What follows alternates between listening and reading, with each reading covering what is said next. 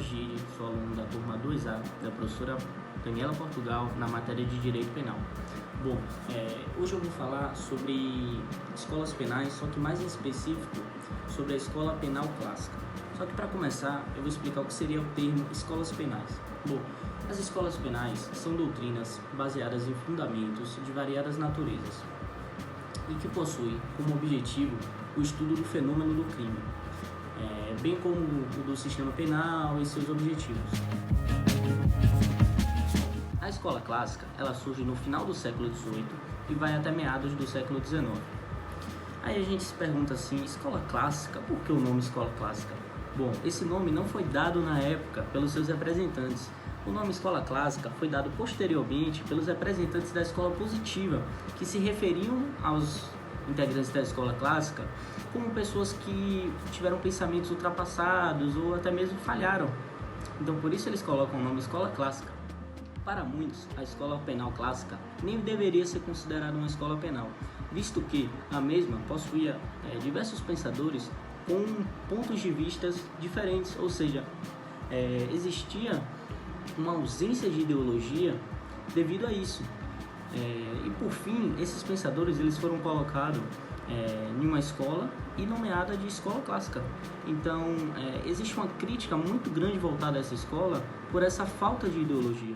Além disso, a escola clássica ela está inserida no período pré-científico. O que seria esse período pré-científico? As discussões e os debates dessa época eram baseados em achismo, visto que não eram baseados em ciência, pois estavam no período pré-científico. O período científico só foi depois, na escola positiva. Na escola clássica ainda não eram discussões baseadas em métodos científicos. Um marco da escola clássica é a humanização das penas. E quando falamos de humanização das penas, precisamos falar de Cesare Beccaria. Bom, Cesare Beccaria, através de sua obra Dos Delitos e das Penas, inaugura uma nova fase do direito penal. Nesta obra consta os primeiros princípios do direito penal, como por exemplo o princípio da presunção da inocência e o princípio da legalidade. O princípio da legalidade estabelece que ninguém é obrigado de fazer ou deixar de fazer nada senão em virtude da lei.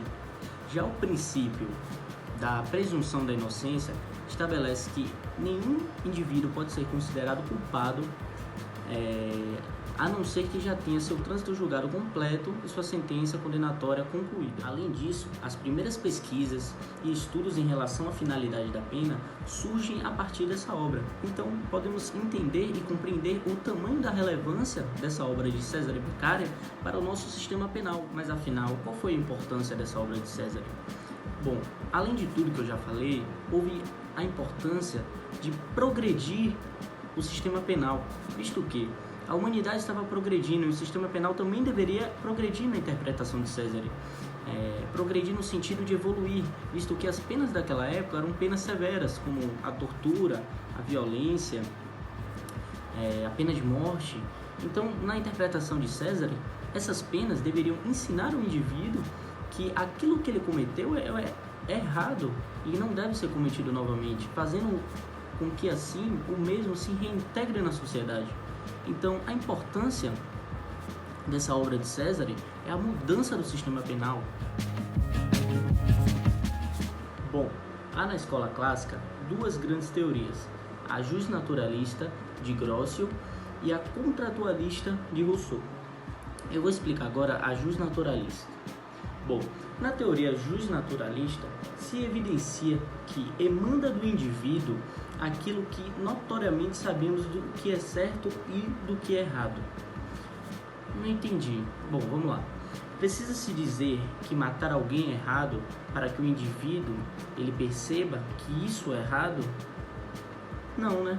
Então, no entendimento de Grosso, é basicamente de que o indivíduo ele já consegue ter esse bom senso, consegue ter essa concepção prévia de que fazer aquilo é errado.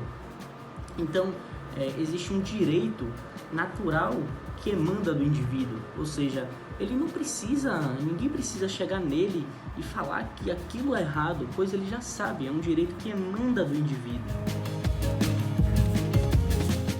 Já o contratualismo de Rousseau seria um contrato firmado entre o indivíduo e o Estado. Nesse contrato que nós assinaríamos, nós perderíamos uma parte da nossa liberdade para que, em troca, o Estado ele garanta uma sobrevivência e uma convivência harmônica e pacífica entre nós. Ou seja, nós seríamos submetidos a regras impostas pelo Estado, perderíamos a nossa liberdade em algumas coisas, em algumas ações, mas em troca, seguindo essas regras, conseguiríamos viver de forma pacífica e harmônica com outros indivíduos. Então, esse é o contratualismo de Rousseau. Bom, depois das duas grandes teorias, vamos falar agora sobre os dois grandes períodos da escola clássica. Quais são esses períodos? Temos em primeiro tópico o teórico-filosófico e em segundo tópico o ético-jurídico. Bom, o teórico-filosófico se trata do período utilitarista. Como assim um período utilitarista?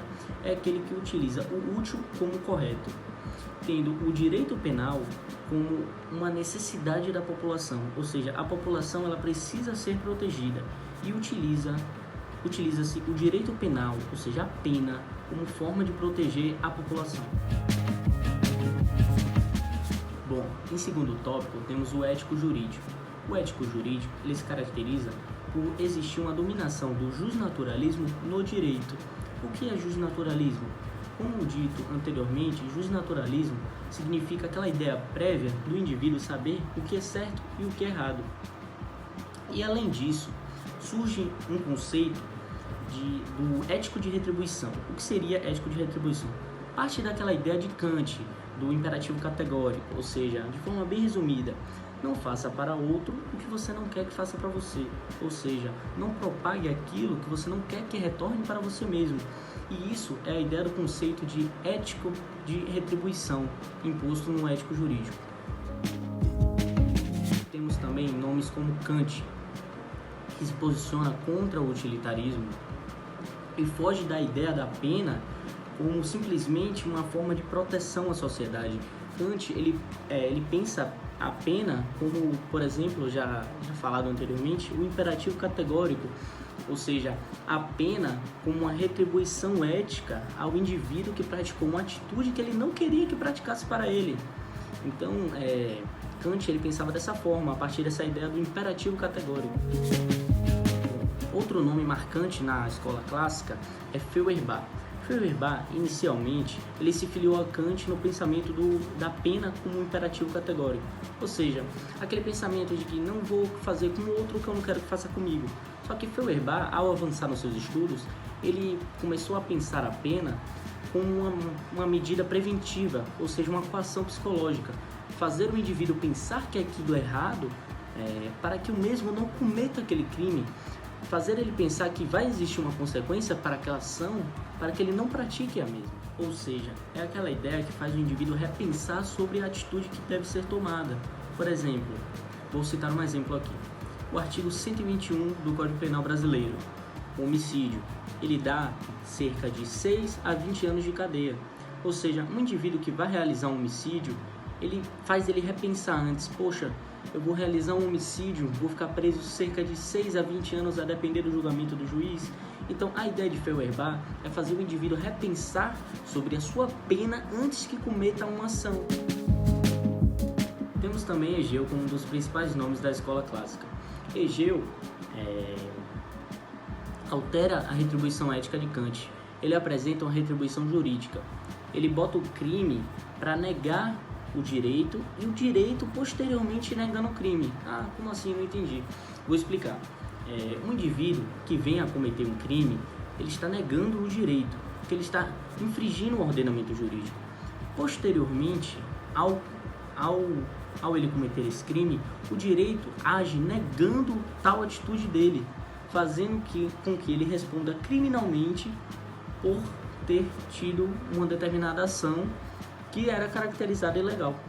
Bom, seguindo o pensamento de Hegel, pode-se perceber o seguinte: um indivíduo, ao cometer um crime, ele está negando o direito. Posteriormente, o direito irá vir e mostrar ao indivíduo que determinada conduta não condiz com o ordenamento jurídico. fazendo com que o mesmo responda criminalmente sobre a sua atitude, ou seja, funciona como uma retribuição jurídica. O indivíduo realiza uma ação criminosa e o Estado retribui essa ação criminosa por meio do direito. Vou trazer agora alguns dos grandes nomes que marcaram a escola clássica. Nomes como Beccaria, que foi responsável pela humanização das penas. O mesmo também criou a obra Dos Delitos e das Penas, que é considerada o início da criminologia.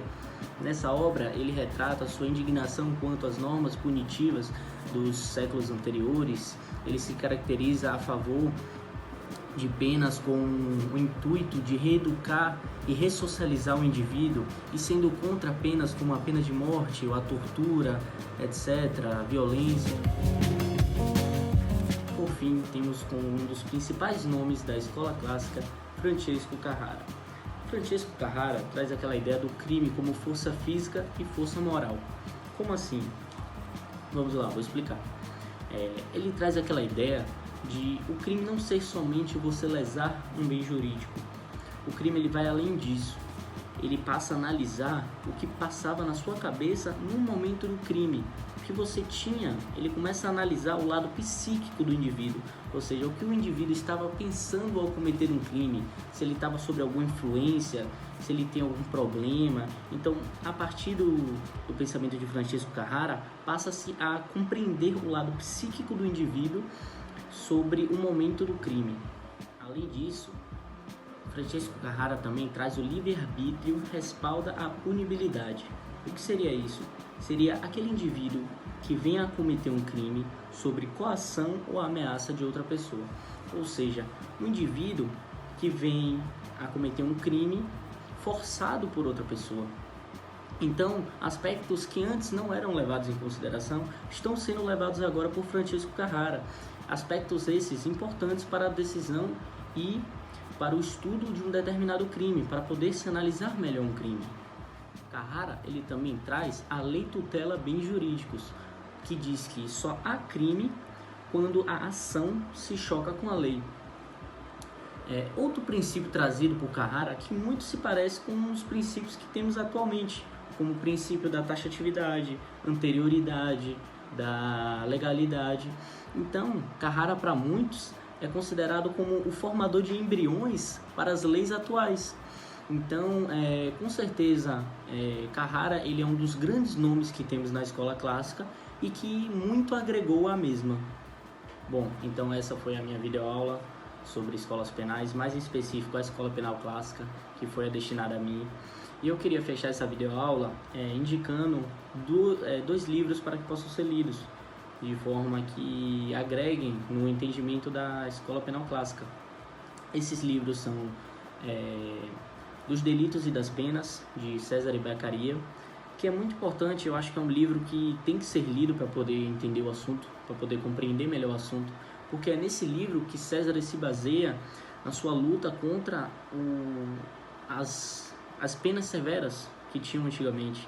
O mesmo também fala sobre a melhoria da pena, com a integração do indivíduo na sociedade, com o fim da pena de morte, a tortura, etc. Eu queria também indicar o livro Vigiar e Punir, de Michel Foucault, que retrata com clareza os acontecimentos desse período onde tinha o regime totalitário, mostra as severas punições e diversos outros tipos de acontecimentos dessa época. Então é um livro bem interessante para poder compreender o assunto dado na escola clássica. E essa foi a minha videoaula. Meu nome é Jorge Gide, como eu disse no início, eu sou da turma 2A. Obrigado, boa noite.